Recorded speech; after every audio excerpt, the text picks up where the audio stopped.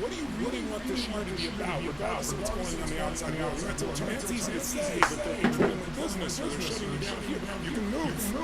You know, you can make your choices. I know they're not easy ones, but you got to get to the point where you say, I won't settle for less than I can really do, be, share, create, give in my life, for my family, for myself, for my life. There's a point where you got to say enough is enough, and you got to start to take control. How do you do that? One of the things that you say that I love is fear is physical. And what I learned from you so many years ago that transformed my life is to begin to learn to change my state and my physiology.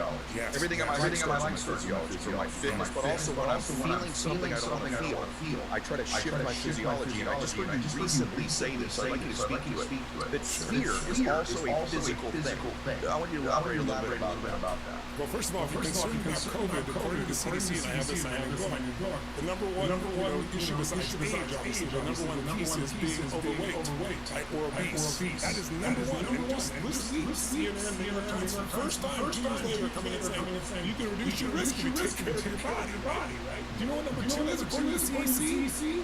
Fear.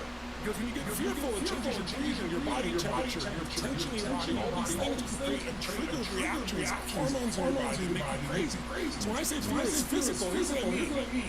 Fear is physical, by the way, so is courage. Emotions are physical. If you're really scared, you're at a point where you're like freaked out about something and you can't quite fully swallow, or you got a feeling in your gut. But courage is also physical. That's what you're talking about. Like it's like I trained myself at a very young age, and the number one thing I had to do, so I would follow through on the things we're talking about here. Because I had to have a mind and body that was strong together. And every day I was going to do something to strengthen my body. Even if it was just 10 minutes or 15 minutes.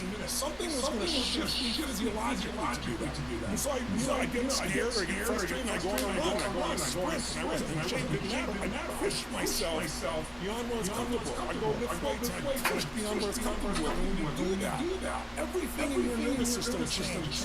Because all of a sudden when you face something and you push beyond the comfort zone, you get stronger and stronger. A little bit each day changes. So think about it. Courage. That's not, you're not afraid. Because there'd be no need for courage. Courage is you're scared of this, but you do it anyway. And so training your body, and I won't do this, right? We train intensely. Because we know this is the resource through which my mind's going to try to make decisions. And the second thing is every day you got to feed your brain. Because if you don't, crap is going in there automatically. We all know that, right? And today it's chasing you because we all know the news knows that people are good people. They're just doing their job. Their job is make sure they make as much money for their shareholders. And they know one formula works. It's pretty obvious these last 2 years more than ever. If it bleeds, it leads. If it produces fear, more watch. It's because we all have a 2 million brain that's always looking for what's wrong, what's going to hurt us. But your 2 million brain is not going to make you happy, right? You have to take control of that 2 million brain and start to direct consciously what you want your life to be. So changing your body radically by workout, by run, by push, by whatever you're going to do, shifting by feeding your brain every single day, and then making sure every day you're taking some form of action towards compelling future. Like, what am I going to make better? If you have nothing to look forward to, you're going to be pissed off, you're going to be frustrated, you're going to be depressed, you're going to be overwhelmed, and in those emotional states, even though you're a smart person, and you know lots of things, you won't use anything in it. So to me, the leverage, changing somebody's life is always starting by. If I started to speak to you, and I spoke more at this tempo, and I said, I really think we should get your act together, make this the best year ever. I feel everybody, my body, not everybody needs to talk fast or loud like me, that's my own physiology, that's kind of trained. But everyone has different gears. And when you're low gears, like you're in a great relationship, somebody you totally love, in a great physical state, emotional state, everything. You both get a little low from taking the kids to 20 soccer practices, cash flow problems in the business and all that stuff. And all of a sudden, same love, but you feel like the same love. You still love each other come across. Maybe you're both stressed out. Then it creates problems in the relationship. So the most important factor in your life is the ability to manage your mental and emotional state. Is the one thing you have complete control of once you learn how. Then it becomes just the daily discipline. After it's not even discipline, it just becomes habit. To say, I'm not going to live on this lousy pace. I'm not going going to put up with it. I know what to do. Let me do it forward. But that's why I do programs and events where I immerse people. Because, you and I can talk about this too, and it's kind of nod your head, but if I put you in an experience, I always tell people, a belief is a poor substitute for an experience. You can have a belief about China, I take you to China, you're going to have an experience. It's very different. So I think human beings need to put themselves more in experiences. There's a lot of us today, especially with COVID, being stuck at home and in business from home, a lot of people are stuck in their head. I tell you, get your head in your dead, you're in circles. You got to get that body and that energy moving, and then your head will start to work as well. Okay, so you've all been listening now for, say, 10 minutes. Two things already. Number one, do you have this compelling future? If someone asks you right now, what's that vision for your future? Second thing is, what are you doing in your body to create a change, to anchor things, to change your state? The third thing is Tony talking about his events, and I want to get this out on the table right away. One of the most incredible things is you've done events for literally millions of people from every continent, every country on the planet. And I mean what I said. I'm not saying that because we're friends. I think you've positively affected more lives than any person that I'm aware of. This is true. And the fact that you now are offering a free event, it's just bananas. I mean, it's incredible to me. So I think it starts on January 25th, but I want people to know about this because this could be that catalyst to help create that compelling future and maybe transcend your environment. So tell us just a little bit about that event. I'll tell you why I did it. After 2020, about halfway through the year, people were just so depressed. You saw people gaining weight. People had no clear idea what they're going to do. So I said, okay, I'm going to do an event for the whole world. Let's use YouTube. Let's use all the different tools that we can. Let's bring them all together. We had 400,000 people. I was like, we're going to do one for 3 hours. I'm not really capable of that. So I was like, 2 days. 2 days for 90 minutes. And then I made it 5 days. And the reason I do that is I like to talk. It's because you need a certain amount of immersion. It's like learning a language. If you only learn a little bit at a time, you don't remember it 2 years later. But if I put you in Rome, day and night, for a month, you're going to come out speaking Italian. So that's my theory. So what we did was I did 5 days. We had 400,000 people join us. And every day we took a part of their body, their emotions, their relationships. And the goal is getting a new perspective. It's hard to do that when you're at home. When you're in this audience that is almost half a million people. And last year we did it again. We had 860,000 people join me for 5 days. So I'm doing one final one. I'm praying this is the last of COVID. But I really want to help people here at the beginning of the year. You see so many people now are caught up in what I call learned helplessness. When you've been disappointed, you get a gut check. But most people pick themselves back up. But if you get disappointed enough times, there's a point when your brain goes, the problem's permanent. It's pervasive. I can't remember this around my whole life. It's just not true. Or it's personal. There's something wrong with me. So I want to break those patterns and give people a direct experience. So if you want to join, you guys are zero cost. You don't have to travel. So great. Most people have, and as you said, it's coming up on January 25th through the 29th. 5 days in a row, about 90 minutes each day. Probably going to be more like 2 hours. It'll be more. But it's totally interactive. It's not you just sitting passively. And we're going to cover your body, your emotions, your relationship, your life, and get you to have a plan for 2022 here, where you really can start to have a compelling future. And again, no cost to it. Just go to, breakthrough2022.com. It's really the breakthrough challenge. I want you to break through your changes in your relationship, your business, your financial life. So breakthrough2022.com. No cost. Go guys. You got to take a chance to something like this. I'm so excited for that. And I want to ask you hard stuff. Like stuff maybe you don't get asked. Stuff that I get asked that I struggle with sometimes. And so I get, obviously that there's a compelling future, change your physiology, your state. I believe, working with people the last 30 years, winning is as much happiness, success, sometimes as much environmental as it is mental. And I get asked often, and I know you probably do. Hey, I'm in a relationship where I live with someone who's not as driven as I am. Doesn't share my ambition. Might even be antagonistic towards some of my visionary thinking. Or even I come back from an event where I'm transformed, but they weren't in that same environment. So I'm in an environment, or I work somewhere where it's negative. Do you have any advice for someone in transcending a not supportive or negative environment? The first thing is what you and I have already said, so I don't want to be repetitive, but I got to be repetitive. You've got to be in the strongest physical state where your mind's not going to work there. And then secondly, you've got to feed that mind. Those two things are prerequisite, because it doesn't matter what the external environment is. If the internal environment is re-engineered, I mean, think of it this way. You can try and take a general car and try and do a Sahara Desert run, or in one of these crazy races that people go for 7 days, right? You're going to die, you're going to be crushed in the first, 2 hours. But they've engineered those cars so that those trucks, so they can take the hit, so they can go through the desert, so they can go through the rain, so they can make all those things. We are in the middle of winter, and we need to re-engineer ourselves. We can't just sit around and say, I can't wait till it gets better. It doesn't work that way. You got to re-engineer you so that winter is your season, so that you're not freezing to death. You're learning to snowboard or ski or build this new version of your business or be with your family. I mean, literally, there is an advantage. And I know it sounds unbelievably optimistic, positive thing. You don't even know where I come from. Just smart. Intelligence shows everything will provide an opportunity. I have a 9-year-old daughter who's up to COVID because we tried for years. It's like I've never been home this long. I said, okay, if I can be home and serve 10 times as many people, which I've been doing, I'm doing seminars that used to be 10, 15,000 people in a stadium, and now I've got seminars at 800,000 people. Right? It's like I can reach more people, come home with my daughter, be with my wife, but there was advantages. I lost $100 million in the first 6 months of this area. I know I can handle the business thing, but it's like my mission. Screw the economics. How do I turn this around? Find a way to turn around, find a way to serve people. Now I get to see whole families, because a lot of my seminars are now digitally. Not just this first one, but my regular ones. I built this giant stadium, and now I can see in their living room. I see them with their kids. So they didn't want to leave before they go, or their husband walks by going, what is this? Within a day, this is incredible. So there's an opportunity that has to be found. But you got to build your first base with the use, so you use the environment. Now, does the environment play a role? Of course, if you're a great sprinter and you try to run in mud, you're not going to maximize your capacity. And that's why it's critical to choose, have a chosen family, so to speak. I have my family who I adore and love, and I have a friend I talked to the other day that I've known, since my first son was born, so 40 years, right? A little less. And he's a good guy. And he's doing better now. But years and years ago, he was always just not growing. Everybody around him complained about him. He was taking advantage of my name and drinking stuff. So I stayed friends with him, but I literally at one point said, I'm going to be a friend forever.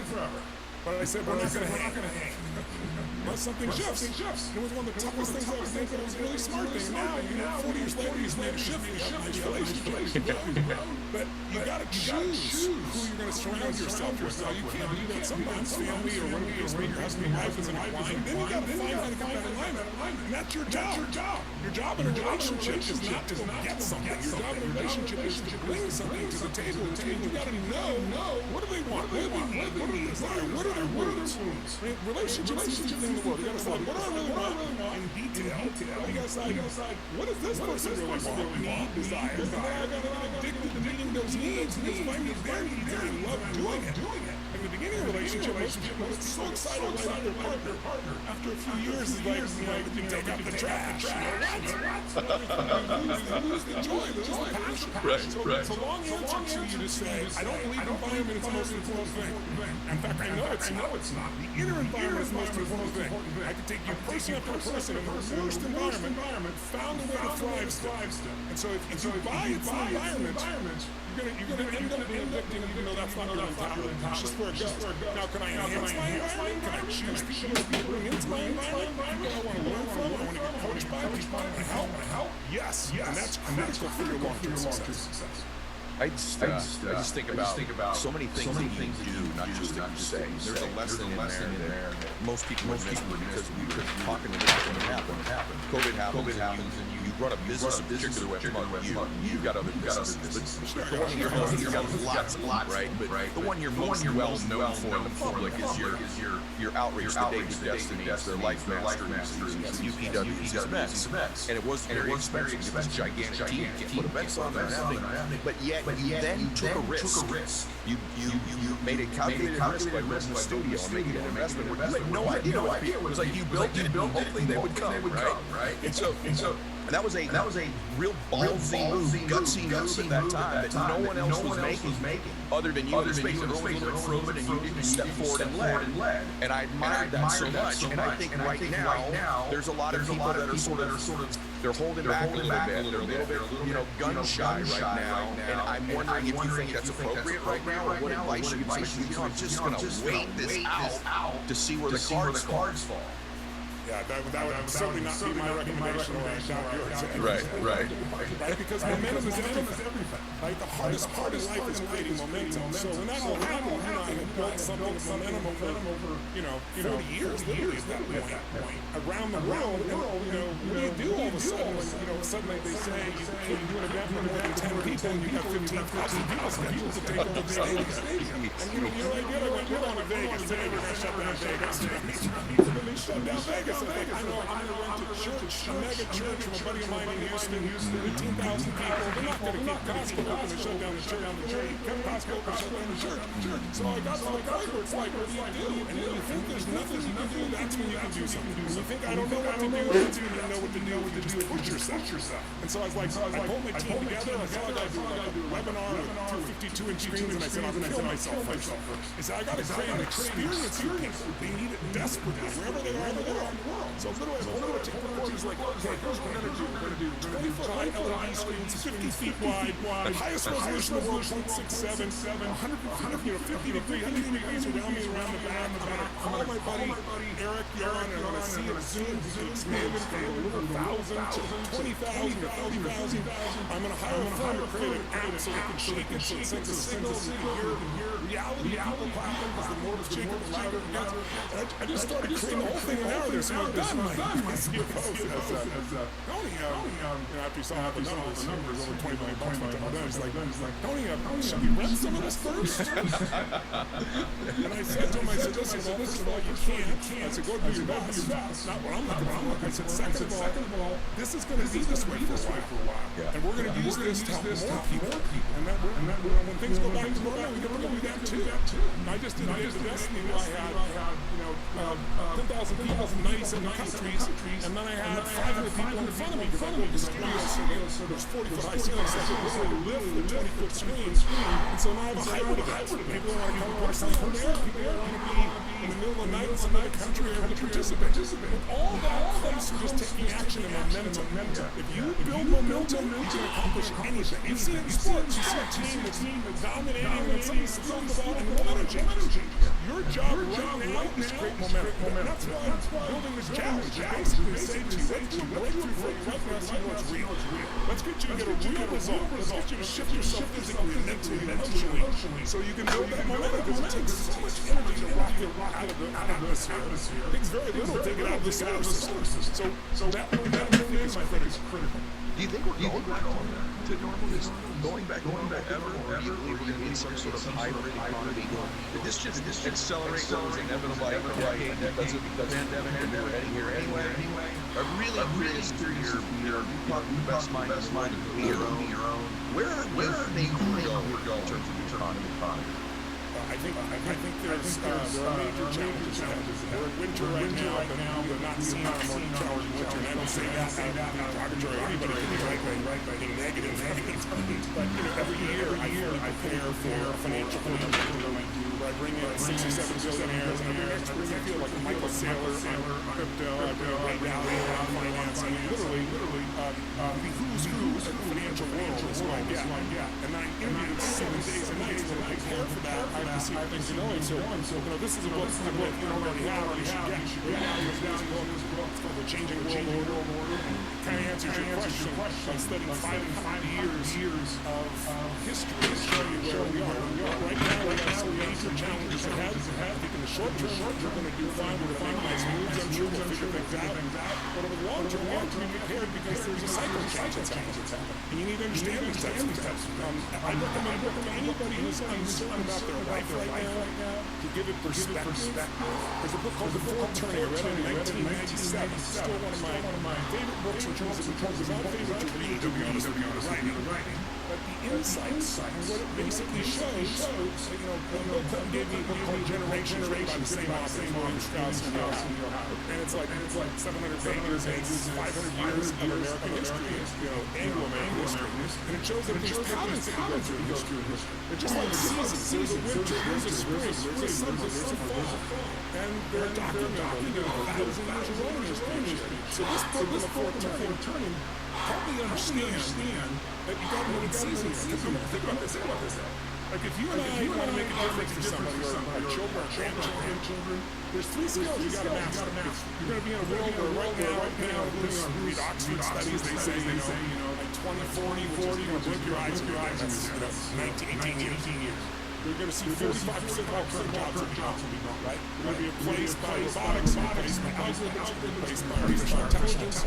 So how do I take my 9-year-old daughter or my grandchildren to prepare them? 3 skills will make you successful no matter how long you live, no matter what changes in society. Skill number 1. It's the ability to recognize patterns. You're really good at it. Finance, business, not just knowing your smoke. It's why you're successful. When you recognize patterns, it allows you to really step into use it. If you recognize financial patterns, you can do great things. You recognize patterns in business, you can turn around any business. You know, that's I have 105 companies now. We do $7 billion in business. And I have no business background. But I recognize the patterns, and I study the billionaires that started and said, what do they do? How do they do it? How do they turn around? So if you can recognize patterns and if you can use them, you got a great advantage. But then gradually over time, like, you know, if you're going to play the piano, usually play other people's music initially. And then there's a point where you come through. Now you start creating patterns. And we start creating patterns, that's when you become a dominant force in business, in life, in the marketplace, and with your children or anywhere else. So for me, those are the most important kind of skill sets that anybody's going to have to have. And for me, I'm looking around saying, okay, how do I help my friends see the patterns that are coming financially? How do I help see the patterns that are coming physiologically? You know, there's new breakthroughs happening right now in health that are going to just blow your mind because everything that's becoming digitized, all of a sudden has this growth of doubling capacity and having it cost. We don't know what's happening over decades. Well, that's happening to our health. We're made up of DNA, code. I just spent 3 years writing this book called Life Force. Really proud of it. It's not out yet. You can pre-order it. Go pre-order it. But what I can tell you is it's all regenerative medicine. It's things like I need a simplistic example. A fireman falls into the fire, burns his face off. Traditionally, up until 2 years ago, the way in which they help him to try to heal, his face will be disfigured, is they put cadavers on. That's how cadaver skin is helping this house. You know that's horrific, scars you. Now they have a spray gun at 7 hospitals here in the United States. They can take your stem cells and spray your stem cells on. And I got you should see the pictures. Like 7 days later, it looks like this person wasn't burned. It's mind-boggling. Cristiano Ronaldo, or example, Jack Nicklaus. Jack Nicklaus is in so much pain, he couldn't stand for 10 minutes at a time. Now he's playing golf again. Right? With just some simple tools for them. And there's things happening right now, and there are things that are coming over the next 24 to 36 months. So you want to know what the patterns are, so you can play, so you can make the most out of your life, so you can deal with the challenges quickly, and you can find a way to succeed at the highest level. But if you're going to have an extraordinary life, you have to remember, losers react. Winners anticipate. Leaders anticipate. Your job is to anticipate. So how do you anticipate? You read, you listen to podcasts, you find people who are the best in the world, what they have to say. Not everybody's got an opinion. You know, if I talk to Ray Dalio, he's a successful hedge fund guy in history. More money by history. He's done it in good times and in bad since the 1970s. They've got to talk to. So I'm fortunate enough to have those people be my friends because when I did it, I wrote the financial books. And how they do it? I said, let me interview the 50 smartest financial people in the world that started nothing. What do they have in common? How do they go about it? And then I made those distinctions. And then I teach them to people. I'm doing that now with regenerative medicine for health and vitality. I cannot wait for that because you know it's like you understand right now. And the third thing you said there is one of my favorite things of all the things you said prior since I've known you. The third step of creating patterns, man, like that. Everyone, you should go back and replay that again. If you have children, go hear that again because I was thinking about patterns. I was thinking about you study these, you know, these substantially successful top 50 of all time. And he'd done it in the regenerative, the medicine world, the preventative and regenerative medicine, the future of anti-aging, all that space. But the other thing that we've had a front row seat to is helping people achieve success, but more importantly, fulfillment. There's these things that always run through my mind that are like myriads. Success without fulfillment is the ultimate quality of your life, quality of your life, and quality of your emotions. And I repeat these things, and I teach these things, and I have my spin on. But I'm wondering the commonality of the fulfilled people. Is there something that they have in common if you took the group of the fulfilled ones, patterns, behaviors, something about them that if I wanted fulfillment in my life, that you see they all have in common? Yes. You got to separate two skills out. I think most people's life think success is getting what you want, and fulfillment is living what you're made for. And so getting what you want is not that complex, right? The human brain, you can train your brain to become this servo mechanism. You're going to figure out how to solve something. A lot of people got a goal and desire, and they got so obsessed they couldn't stop thinking about it. They didn't have a plan. They got something else happened that came together. Right now, if they also had consciousness and effort and discipline, and it's a heck of a lot easier to achieve those things. But frankly, with enough focus and enough massive action and enough consistency and modeling what already works, you can pretty much achieve anything. When it comes to science, we're talking about the science of achievement. Your body's a science. You might be biochemically slightly different, but there's certain rules that if you violate them, you have problems and pains. If you align with them, my energy, money's the same way. Fulfillment's different. Because what fulfills people is completely different. It's like you want to know the universe or God loves, go to a forest. What do you see? Everything's different. Every leaf, every little snowflake, there's similarities. But there's all these differences. And so people have got to find what makes them really fulfilled. But I can give you, there's not laws like there are for success. There are principles. There are two principles I can tell you to answer your question. Phil, it's people that are growing and people that are giving. We are made to grow. If we don't grow, it doesn't matter how much money you made, doesn't matter if people gave you Academy Awards, stars on your chart. I mean, I get phone calls from these people who you would think have the greatest life in the world calling me because it's not something. They haven't mastered the inner world. They're the outer world. This one hasn't been given enough time or energy, and it's so focused on here. They're doing so well out here. Not so well in here. This is the one who's going well. You well here, you can master the outside world too. You can handle anything. So for me, it really comes down to looking at it and saying, okay, if you and I are going to have an extraordinary level of fulfillment, what's going to make me grow? Because that's what's going to make me proud. And to grow, you can face challenges. I think the biggest problem most people have is the biggest problem they have is they think they shouldn't have problems. Problems are a sign of life. Problems are what make you grow. Now, I'd rather call it a challenge. I'd rather look at it as a challenge and take it on as a challenge. But you and I both know. I mean, I have grown so much in the last 24 months. Taking 105 companies, some of which were literally shut down for 12 months, keeping them alive, not letting go of my employees, figuring out a turnaround, figuring out a doubt. I mean, I developed more skills and ability to help other people. I had to manage my own states, unbelievably so. I had to help other people manage their states. So without the challenge, would I grow so much? Probably not. And then out of growing, you have something to give. And you think about that, and I know you're this way. Well, I think we're all this way. You have an experience of something that's really amazing, something you love. What's the first thing you want to do? Share it. You know it's something you care about, right? Because if it's happening yourself, you only feel so much. But sharing it magnifies it. So the people I see that they're just growing and giving. They also are really good at this pattern recognition. So let me give you one more note about pattern recognition, because I don't want to take the thought for your listeners and viewers. Think of it this way. There's power when you recognize a pattern and you can use it. You use it in greater power, sometimes in greater power. So think of it from the standpoint of humanity. For thousands of years, we were wandering through the environment, trying to survive, living from place to place, being gatherers and hunters of that nature. And then what did humanity change? We made one pattern recognition. Seasons. See, when we understood seasons for the first time, we understood if you plant in the winter, it doesn't matter how hard you try, you're going to get nothing. You have to plant in the spring, you got to push through the hot summer, and then you get to have the fall where you reap, and then guess what? The winter's coming in.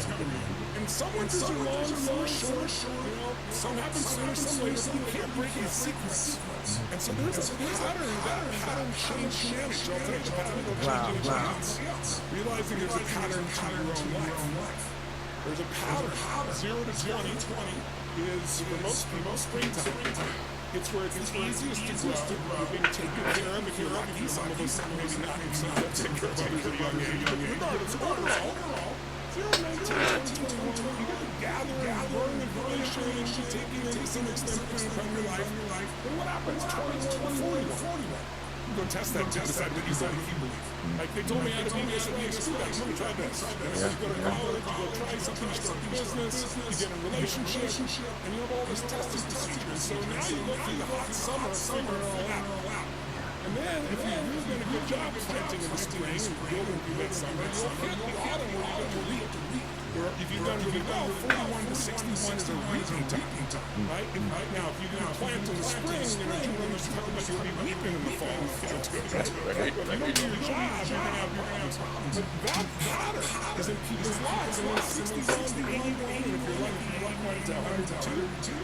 That's the extended next season of winter. But winter can be the best season of your life. You have a great time with your family, your friends, you're mentoring people, you have a different experience, you have plenty of business, you can do whatever you want to do, not want to do. So those are seasons, but then there's one more time. And this is the one I hope I'll reach your listeners and viewers. There's a pattern of history. You know, often it's like history doesn't repeat itself, but it rhymes. Okay. You know, any lesson you don't learn from history tends to repeat itself. Because as the older people die, you don't have that history, like let's say World War II generation, then the lessons are lost. So think about this just for a second. Imagine for a second, you want to understand how generations are built. Here's my simple math for So imagine this for your viewership. Awesome. Think of yourself. Imagine you were born in 1910. So you're going to come of age 19, 20, 21, in 1929. Now, you're going to have a very different experience. Because what happened? World War ended really good, and then the roaring 20s happened while you're 10, 12, 14 years old. People are getting cars and radios, and people are damn, this is the greatest time of your life. Like, when you come to that stage, you thought you were going to get a car. Red line. Buildings, the economy's going through the floor, we got the dust bowl. I mean, that generation. From 21 to 41. What happened when they turned 20? Well, think of it. They were born in 1910, to be in 1939. So they made it through the Depression, that generation, to go to a war that most people don't even know what it's about. The war that, if you were alive at that time, it looked like Hitler was going to win. Like he was taking over the entire world. Like the Nazis. It looked like we were going to lose. It did not look good. So all of a sudden this generation goes to fight this war for survival, and guess what? They come back in 1945 and they win. And now think about it, they won in 1910, right? So here they are, 35 years old, and they come back to being a hero, Veterans Administration, suburbia, they can have a home, they can finance it, and these heroes came back and they took care of our era, and then springtime. Think of what it was like. In the 30s and 40s versus the 50s and 60s. Say the 50s to early 63 before Kennedy was killed. He was a high time for a lot of people. Now, not if you're African American, not if you're a woman in some cases. I was just thinking that. But just to give you a story of it. Think about what happened after Kennedy was killed, and then Robert Kennedy, and then Martin Luther King. The 60s. Completely different generation. If you were born at that time, you have a different perspective on life. If you came of age in the 60s, you have a different perspective than someone who came of age in 1829. You're going to look at life differently and respond differently. And then what happens in the 80s to the 2000s over this fall, where you could give anybody anything and they give you a house, right? Where the stock market goes up no matter what. But then you get past early 2000s, 2008, and now where we've been since 2008, winter. Right? And the good news about winter is in the beginning it separates people. In the end, when there's a real pressure, like I remember talking with President Clinton one time, I was 32 years old, and I'm walking with him at Camp David, snowing, this little deer went by, and it was a surreal moment. He's telling me all these things, all these challenges, and I'm thinking, this guy is the United States, and he's stressed out, this concerns me. But I remember looking at the time thinking, these are such easy problems compared to another generation. So here's what I tell you that. The generation that we call the Great Generation that fought World War II, that made the Great Depression, that came back and turned things around, that generation was not respected in the beginning. They were seen as clappers early on, they were seen as weak. They responded to the environment. That's my response to about the environment doesn't matter. The environment, the most challenging environment is the best environment you don't give up. Because it'll bring out things inside of you that nothing else will. And that generation runs. I think right now you see a constellation of generations. You got the Z generation, right? You got them arguing about parting their hair between them and the millennials. But at the same time, these are people that are tech savvy. Yes. Prepared to be the next heroes. I think the next heroes is this constellation of generations, and we're not facing it right now because we're running off of the corner. Imagine if you were the American, when the Pilgrims come over. A 1 in 3 to 1 in 2 chance you win last a year. They give up their life for freedom. And we're sitting around going, how many more masks should I put on? What shots should I get? It's embarrassing. But I think it has its limits. And I think there are a lot of people hitting their threshold right now and saying, you know what, I'm tired of living in fear. And I want to take my life back. I don't know how yet, but I'm going to find the people that got those answers. I'm going to get the answers and I'm going to make it happen. So I'm one of those people. There's one of those people. There's lots more. But I think people have to decide, plant their feet and say no more. That's one of the best things I've heard. Also, just an explanation and definition of actually why to be optimistic. Actually be optimistic. And I think people sometimes need reasons to be optimistic. And I think about this young generation, the ZY generation.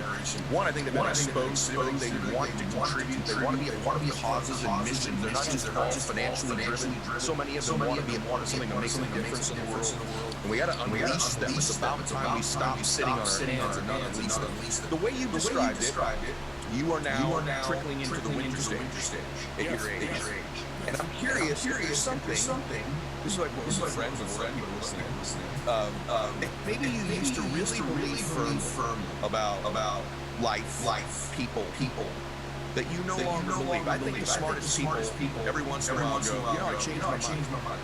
I'm always kind of concerned about someone who never changes their mind. You've got more information, more experience, and you're thinking the exact same thing about 25 years ago.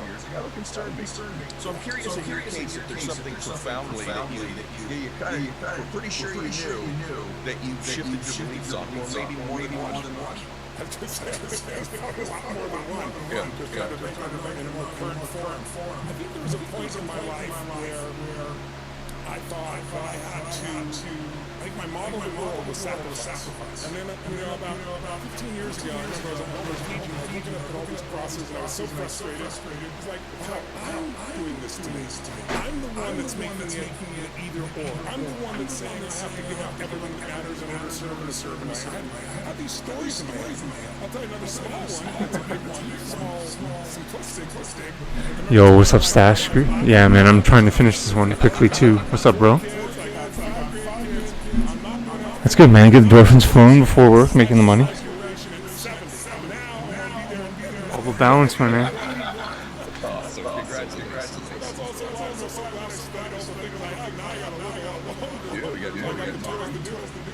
That's so brother. Is there a couple more things? I get hard things. So I get asked the ones that I have struggle with. Is it okay? Meaning is point where and how do you know if I'm on a path that's just not working, or in a business that's not working, or I'm in a relationship that's just not working?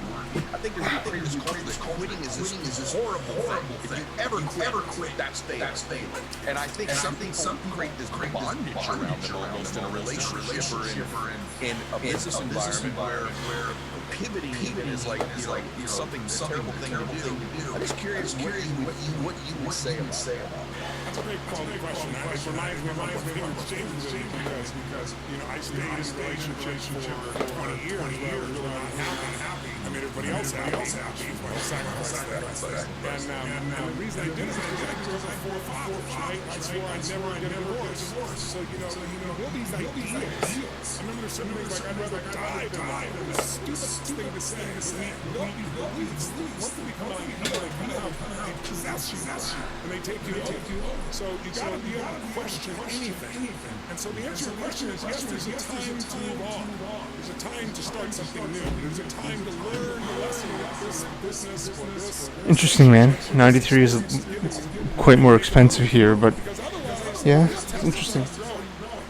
you're in a relationship, you know it's a great relationship if you're constantly wanting to be better than the person you love.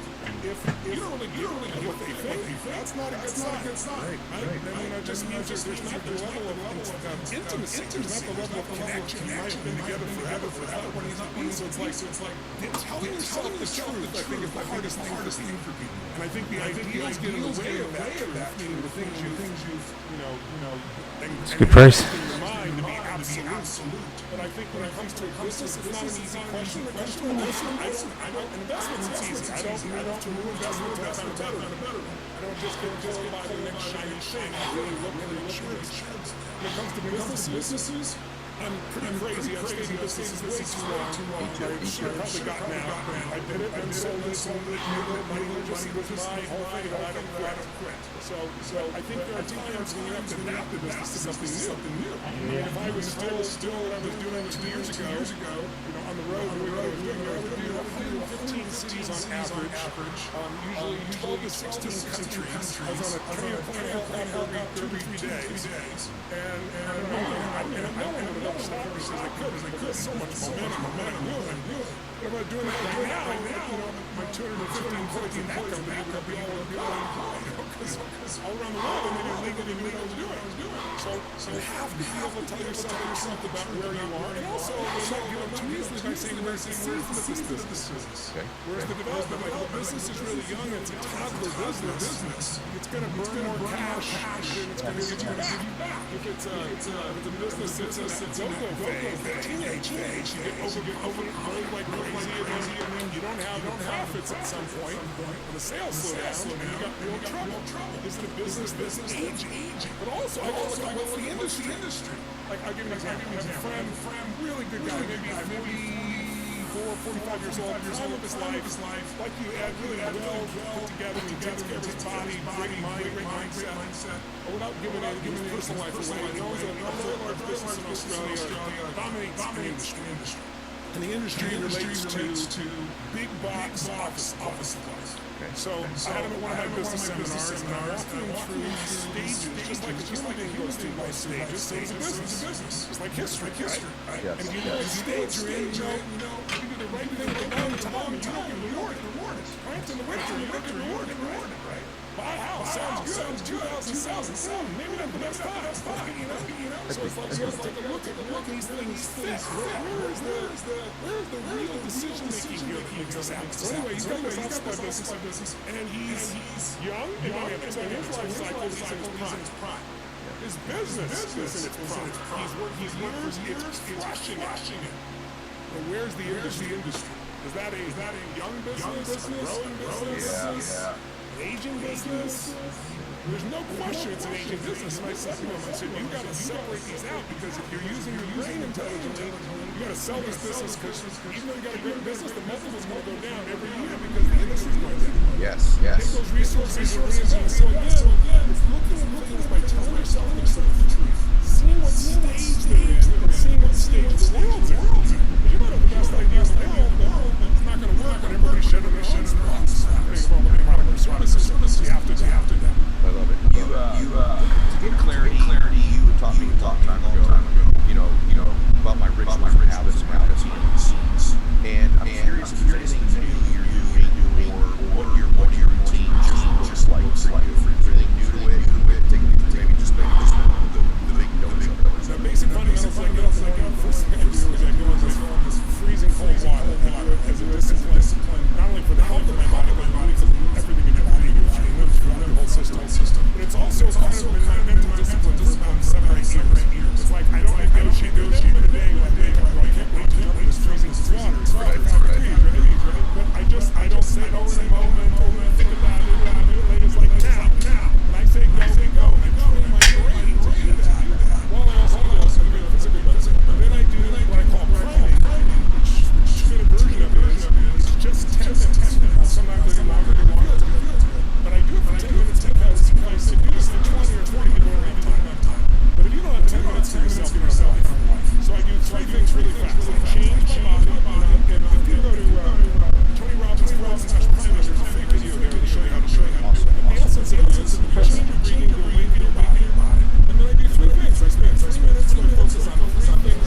You too, man. So basic. I don't just think about it like I'm seeing myself on a roller coaster over there. I imagine myself on a roller coaster going over the edge, so I just feel it. And the reason we use gratitude, I just stack it every day, is that gratitude destroys the two emotions that wipe out most people's quality of life. Fear and anger. Think about it. What messes up your relationship, what messes up your body, what messes up your business, fear and anger. So if you're in a situation where you're grateful, you can't be grateful and angry simultaneously. It's gone. And instead of being grateful for some phony thing, you're remembering a real moment, you're reliving in your body, so it activates your nervous system, not just your mind. And that's a big difference. So I do 3 of those, and then I do 3 minutes of these types of health blessings, so to speak, myself. And then I do 3 minutes of what I call 3 to thrive. I think of 3 things I want to change, and I don't wish for it over it. It is done. I feel a celebration. I acknowledge, I give gratitude for it, and I own it. It sounds overly simplistic, but in 10 minutes, I'm crying. My brain now is going to look and find the things I wanted to versus the old brain that we all have. It's looking for what's wrong. And so by doing that, I just it makes it really simple. And the last thing I tend to do is I try to make one text or phone call, or I leave an audio message for somebody to acknowledge sincerely. And I don't just go, what do you do? I say, I saw you Tuesday, and we were with those kids, and I know you were the only one that stood out there and spent the time with them. I just want to acknowledge you, and thank you for that type of thing. And then the last thing I do is I do the most difficult thing of the day. It's like I always try to strive for the most difficult things, and we conquer that, everything else is easy. So if there's something I'm not looking forward to do, or there's meeting, or we got one, I do. Don't you think that last difficult thing creates momentum too, don't you? It really does. And also it makes you want to get, just like starting the morning with something difficult. It's like training your brain. There is anything that right, let's just go do this. Let's go ham. It puts you in a state of action as opposed to state of. So good. All right, I got 2 questions. There are so many things in my life that you've said to me, friend and all impact. There's just this subtle thing you said one time. Like you said earlier, success part, there's science, right? The fulfillment part is art. And you had an experience where you said, someone said, I'm paraphrasing, but being in a beautiful state. And I asked myself, I said, what percentage of the time, I'm always trying to what percentage of the time are you in a beautiful state? You're kind of as a masculine dude, it's weird. But how often am I just feeling in a beautiful state? I didn't like the answer. There wasn't as much as my answer back then. Well, honestly, I think I said it myself 1% of the time. And this is when you hear beautiful states, some people think like you said that's not mass or mass. Let me give 2 seconds of background. Just elaborate on it. Go ahead. I mean, for most of my life, like how people achieve, accomplish everything, they can happen. And if you ask me, I say, of course I was. There's different levels of fulfillment. I never smelled a rose, and some of the roses were like, you can continue to experience it. So I had this experience in India. I go back 2 years, and there's a friend of mine there who built this amazing facility, and he had like a handful of people showing up to his events, so they expected he would have, 100,000 people, 40 million people showed up, and he delivered 2 the next morning. And the guy that was there was a really smart guy. So I had a conversation with his son. He was thanking me for all this work I've done. He was telling me all the things you've taught me. So I think the most important thing is all the ways I can change my state. I can get myself to follow through because it is priceless. And he really thanked me, and I said, I appreciate it. More importantly, I like it. He goes, but I just have one thing I'd like to ask. Because you talk about keep staying performance, or if you're energy rich state, high energy states, low energy states, lousy states. Because what do you call those high energy states beautiful states? I said, that's great. It's not just happiness. It's a beautiful state. It could be excitement, gratitude, love. It could be kindness, warmth. There are a million beautiful states. It's in high energy states. We're going to tell you to do the right thing. So he goes, okay. So yeah, beautiful state. And then he goes, those lousy states, those low energy states, those types of states, those suffer. And then when he said that, we kind of like a new experience. Like, what if it was like suffering? I don't like suffering. I don't suffer, but I do have times when I'm frustrated or stressed. So I was like, okay, yeah, those suffering states. I felt the full travel. Yes. Those times, like, what is the most important thing today? All I some other words around it. Because I said a spiritual vision. He said, what's that? He said, my goal is to live a state every day, no matter what. Because to me, that would be the most glorious life. Because people have everything, they're stuff, they're frustrated, so forth. So forth, you them all the time. And I said, that is but I changed it slightly for me. I'd say, life is too short to suffer. For me, that's where it starts. Life's too short. So how could I possibly suffer when I've been able to live this magnificent life? It's just the mind. If you don't direct this thing, it's like you use the mind, you use stress, or stress uses you. And so he said, okay, so how am I going to do that? One thing to say is, Yeah. what happens? I find myself, I still don't play right now, obviously. I used to go to Australia 4 times a year. I fly to Qantas, and when I moved to Florida, I came 20 hours each way, like a 30-hour trip, and the visit. And I remember, the plane was so stressed. I thought to myself, honey, you stressed. Flying in a plane, fall asleep, it's not my bad, obviously. I'm first class, I'm very lucky. It's like, come on, what are you whining about in your head? And I realized what it was that they had no internet. So now I'm flying for 40 hours. All my slacks, all my emails, all my time, it's all. Unfortunately, I got this result in my head from lucky enough to be on a plane. And I remember when I got on a plane, flew from here to LA, got on a plane to LA, the captain comes on and goes, this captain, step by, it's going to be a beautiful flight. And then he said something I've never heard before. He said, today I have a special announcement, and it's this. We have the first time in history of Gyges, international. People stood up on the plane. I want to stand up to everybody singing.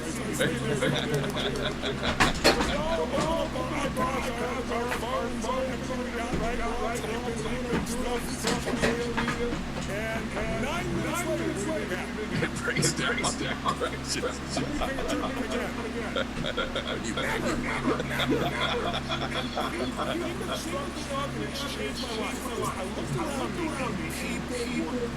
Angry. They were cursing.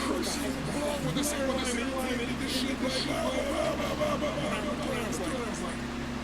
this is amazing. 9 minutes ago, this was a miracle. Now it's already an expectation.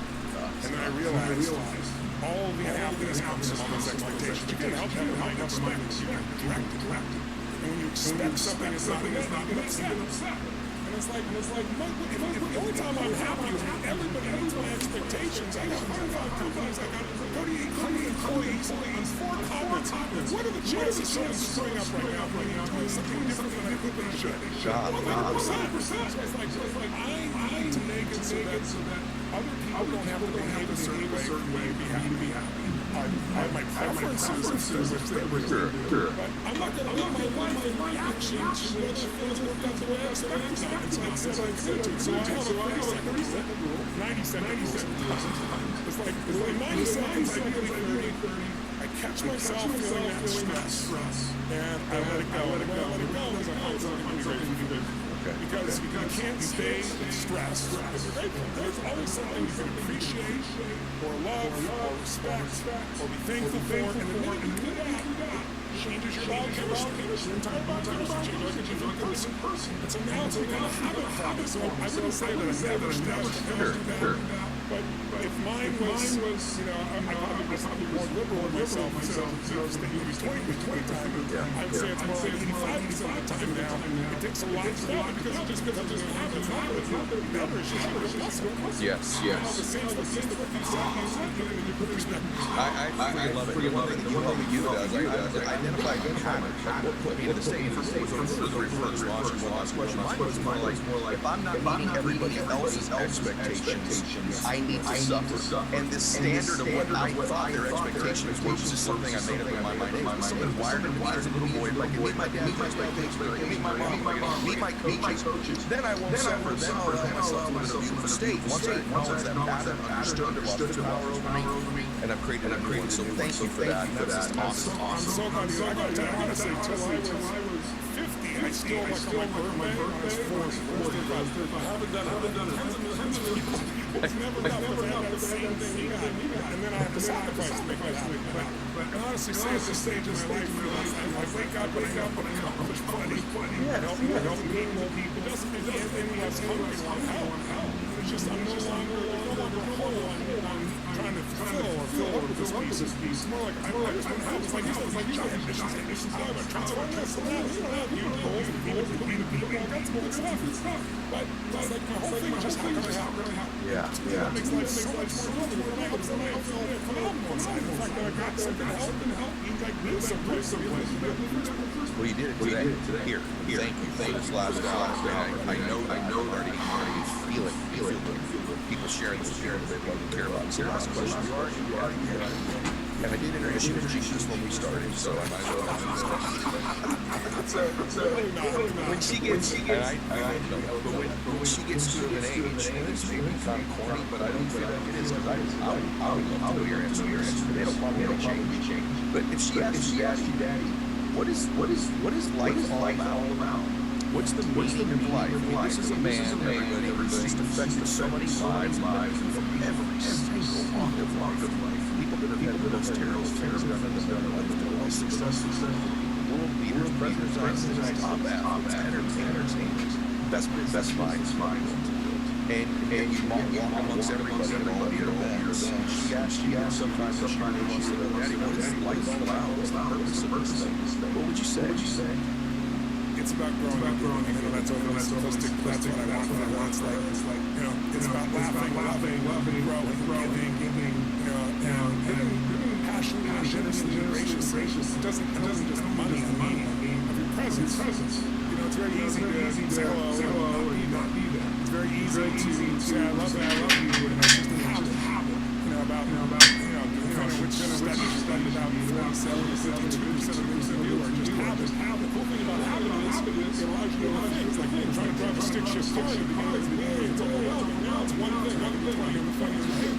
But the problem with it is technology has made us become more and more habitual and less connected.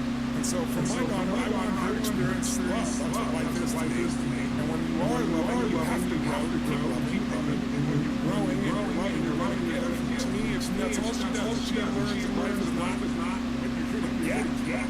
It's what you're here to give. Define what you're called for. I don't know what she might say. She might go art. She might just be a mom. She's not just almost sportless life.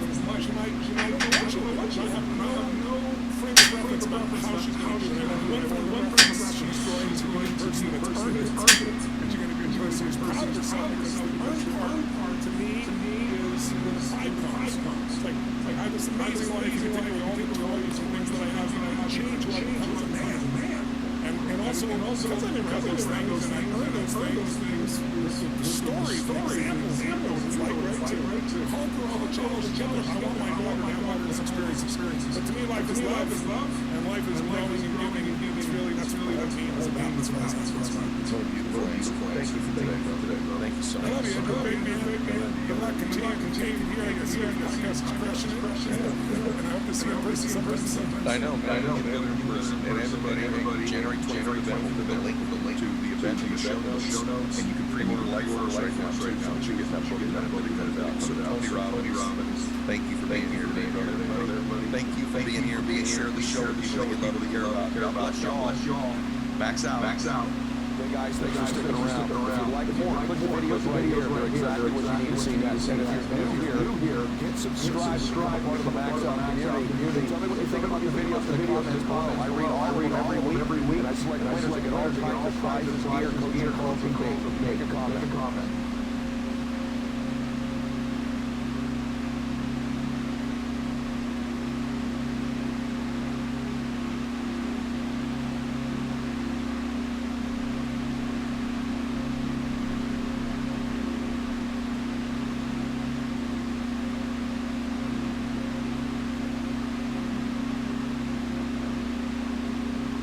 Hey guys, this year has been absolutely incredible.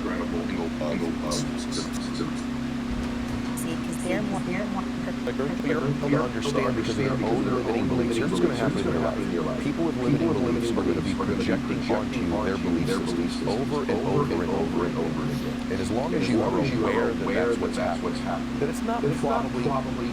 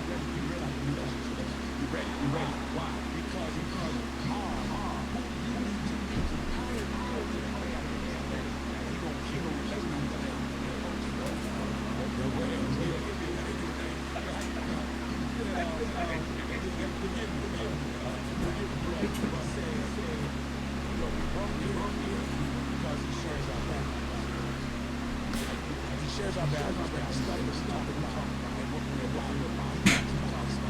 And So I didn't get to go to his own race. There's a lot of grace. Matter of fact, he said,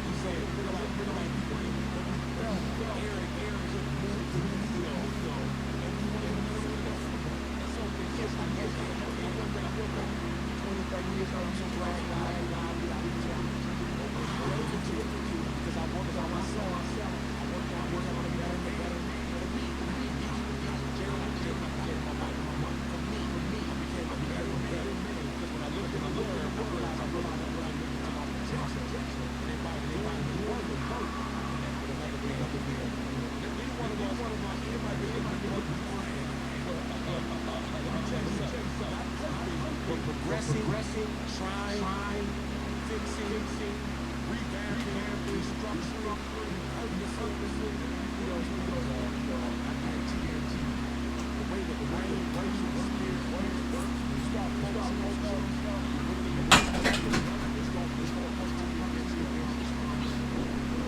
So how does it feel? You thought about everything you did, every single day required extreme pain, most of the time. So how do you relationships run towards it every little bitch race. Interesting. Very.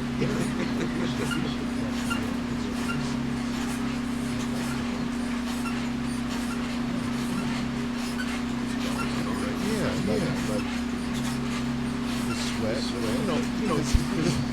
it just reminds me of like how ABS.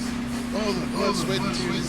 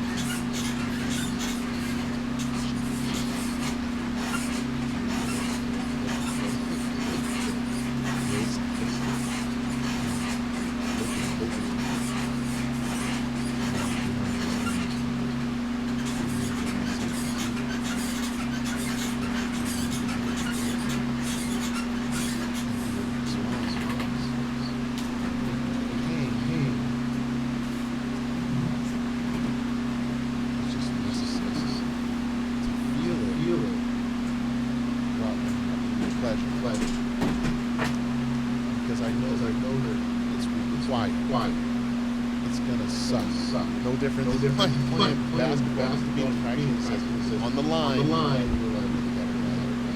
And then eventually it's almost like someone's going to treat you right. Cycle. More. If it requires pain inside to become better outside, what better message is to help them to deal with this? Because people are all taking pain, and they're scared to step aside. It ain't like I don't have anything that I gotta address. And I've learned to hide. Try to just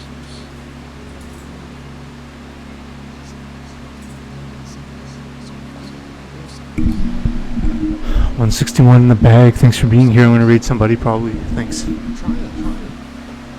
to try it. I have to because I'm tired. That's how I I'm not getting here for sure. I was in just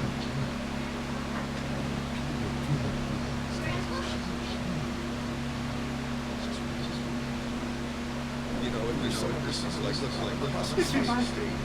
there's this calling in my heart that I feel like I need some separation, some rest. Did you say a lot of Oh my gosh. That is that rest, which is wild. I have been called this soul shavasana, where the end of your supposed to lay on the mat. I felt like I run in, so I felt like I'm not sweating enough. I don't deserve the lion. No, it's like our mom, right? Like we should embrace it. Here's what I want to know. I know they are in achievers. Take this idea of rest. And they're not working. Rest requires just as going. It's like if you go on a vacation and right when you're about to fly, find and you're right about crazy. I was with a friend, Jamie, and after my book launch,